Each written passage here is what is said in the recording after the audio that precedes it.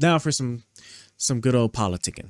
All right. So let's actually talk about this Russia prison exchange that I wanted to actually go through.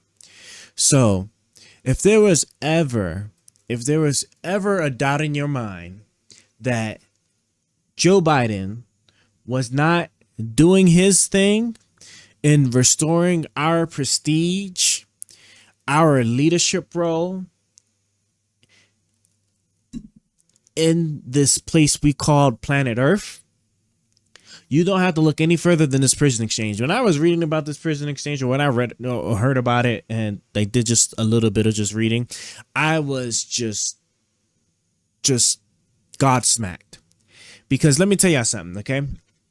Prisoner exchanges, like deals, the prisoner exchanges are essentially deals, right? Like it's I give you something, you give me something, right? That's the basis for any deal, okay?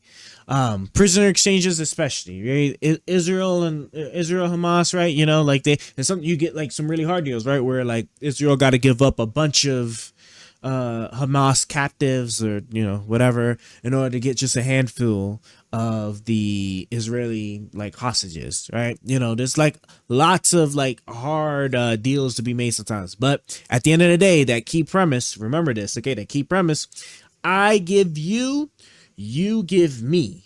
Okay. Now, why do I think this right here, this prisoner exchange deal that Biden did, just, my God, I'm surprised nobody isn't talking about it, because this proves that Trump really just wasn't worth much of anything when he was president. Trump would never have been able to pull this off like in the manner in which this was done. This prisoner exchange was done between the United States and Russia. And you know who we gave? We gave a Russian prisoner from Germany. Okay? I want to say that again. We gave a Russian prisoner from Germany. So we didn't even have the person. Germany did.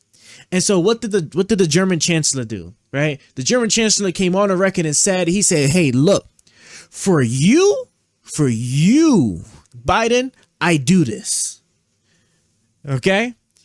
He gave up a Russian prisoner so we could get our American citizens back.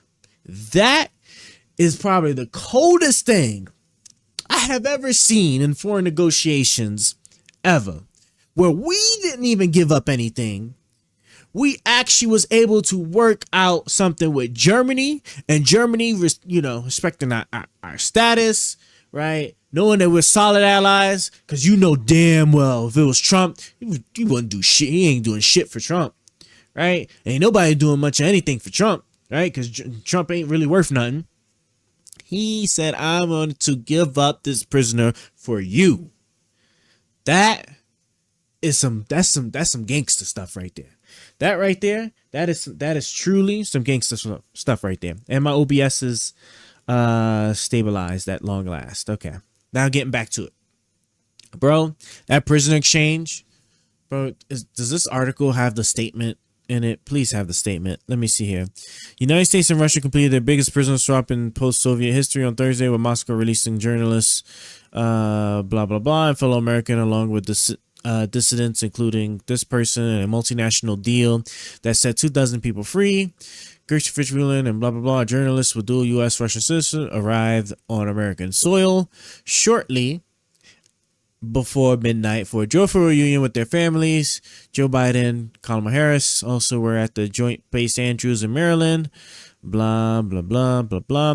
The trade unfolded despite relations between Washington and Moscow being at their lowest point since the Cold War, after Russia invaded Ukraine. Negotiators and back-channel talks at one point explored an exchange involving Russian opposition leader, this person, but after his death in February, ultimately stitched together a 24-person deal that requires significant concessions from European allies, including the release of a Russian assassin, and secured freedom for a cluster of journalists, suspected spies, political prisoners, and others.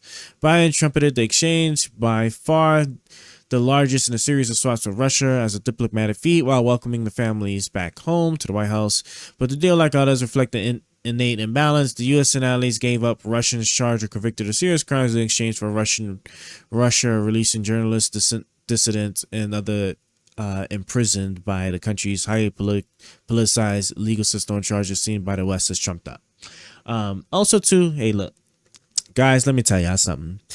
Anybody planning on traveling to these countries, Russia, I don't think China really like does stupid stuff like that, but I wouldn't go there.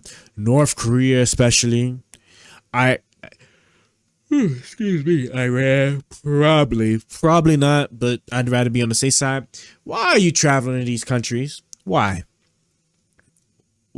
There has been so many instances where they lock these people up because they either got some drugs on them, which, I mean, unless the person says actually comes out and says that, yeah, they had it, right? Either drugs on them or suspected espionage. Like, it's always one of those two things. And if you're not a drug person, right, and so you don't have to worry about that, you have to worry about being framed for espionage. So why go there? Because if you go there for whatever it is, you're sitting there, family, whatever, all the Russians do is just sit there and be like, all right, who's in our country today that happens to be American citizen? Oh, him, and her. All right. Yep. You already know what to do. Plant the evidence. Wait for them to like try to flee or whatever. Snatch them up. Give them the fake court treatment. Let the judge know we got these people. Just tell them to make them guilty, right? And then we'll begin negotiations with the U.S. that'll take a couple of years, right? That's how I honestly see how these things kind of go. I don't know why my translator keeps dying. I don't know why when it's just disabling the. I don't know why OBS is just giving me so much problems. Anyway, let's get back to it, right? But yeah, like the point of the story is just that, please, for the love of God, if you're like, don't travel to these countries. There's no I don't care if you had family, if you're a refugee or whatever. If you go over there, it's literally just flipping a coin on whether you're just going to be one of those people that get wrapped up in it. Okay? Like you ain't proven anything in a foreign country's court system, not in a hostile foreign country's court system. Absolutely not. So I don't know what it is they do. Excuse me. I really don't know what it is they do, but whatever it is, they're gonna need to figure it out. If you find yourself caught up in there, and you just better pray that you're just one of those people that get lucky, because these people that came back, if I'm not mistaken, they were prisoners. They were prisoners back under Trump's era. So you might be over there for quite a bit of time. I hope you got people to take care of your affairs. You got any credit cards you needed to pay or something? They need loans or whatever. That stuff sucks, but I mean, it is what it is. Anyway, I find this prisoner exchange to be just amazing, amazing stuff, oh yeah, and then of course, like, then Russia with the Ukraine invasion, right? Don't go there. Like, just don't do it. Don't go there. Don't go to North Korea, right? I mean, you could go to Israel if you want, right? It'd be just your luck, because while that Iron Dome does block a lot of rockets coming through, it don't block every one of them. And it'd be just your luck. You just happen to be that one person that's in that wrong spot that it just so happened that rocket get through. And you get caught lacking by a rocket. I mean, then, it is what it is, but I wouldn't go there either, and then, like, I actually honestly do never really hear too much about Iran. I think Iran is actually like fairly chill for the most part. I think most people just go there for like either science or like religion purposes anyway. So it's just whatever there. But yeah, like this prison exchange thing, man. This prison exchange thing, I think, was just amazing. I think it truly was amazing. This guy why did they give this man this face? Why did they tell him to, like, hold on, let's just take your photo one more time so you don't look like you was actually like imprisoned for a real reason? This is crazy. Why do they do this to this man?